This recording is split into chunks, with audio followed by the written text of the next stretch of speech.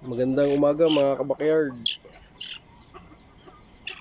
Meron lang ako konting tips para sa mga sa mga backyard na nagbi-breed na nakagaya ko na nararanasan yung mga sakit sa mga sisiw na kadalasan sa pag-init.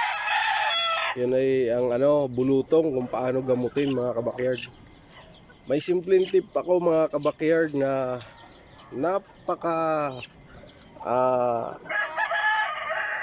napakagaling para maiwasan yung sakit sa mga bulutong sa mga sisiw natin. Ang ginagawa kong paraan mga kabakyard, para lang sa aking alaman mga kabakyard. Isa-isang galon nito mga kabakyard, sinasalit-salitan ko yung itong Primoxil sa isang galon nito. Pagka natapos nila maubos yung sa isang Primoxil nito, isang galon, ito naman yung pinapalit ko mga kabakyard, Vitamin Pro. Salit-salitan lang sila mga kabakyard. Nakita ko naobserbahan ko yung mga alaga kong sisiw, malulusog sila mga kabakyard at maliliksi. Ito ngayon mga kabakyard, maobserbahan nyo, ganyan sila kaliliksi.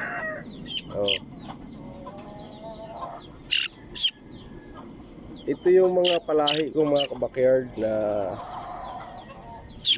masisigla. Dahil sa ito, pinapalit-palitan ko sila nito, Vitamin Pro at yung Primoxil. Dahil sa panahon ngayon mga kabakyard, uso kasi yung ngayon, yung mga sakit sa mga sisiw tulad ng bulutong, sipon. Ito lang yung mga kabakyard, yung para lang sa akin to, sa obserbasyon ko sa aking mga alagang sisiw. Pati yung isang sisiw na nagkaroon ng bulutong, hindi naman malala mga kabakyard, pero nung sinubukan ko to, na pinapalit-palit ko sa kanila sa pag-inom, nawala rin mga kabakyard. Medyo okay na rin siya. Saka makikita mo sa sisiw mga kabakyard kung ang sisiw ay masigla at maliksi. Yan lang yung mga kabakyard, yung para sa pansarili kong kaalaman lang na diskarte bilang backyarder. Ito yung paraan ko para sa mga sisiw ko na para maiwasan yung tinatawag nilang sakit na bulutong. At naobserbahan ko naman na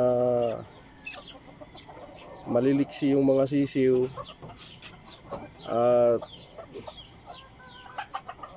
wala akong nakitang anumang naghihina sa kanila. Kasi maobserbahan mo kasi ang sisiw mga kabakyard, kapag may sakit, yung kanilang mga pakpak bumababa. Kaya ang ginagawa ko kaagad, pagka mga ganun nakikita ko, ito agad yung mga minsan nga mga kabakyard, dinahalo ko to sa patuka nila bago pinapainom ko sila nito. Ito yung isang sachet nito sa isang galon nito.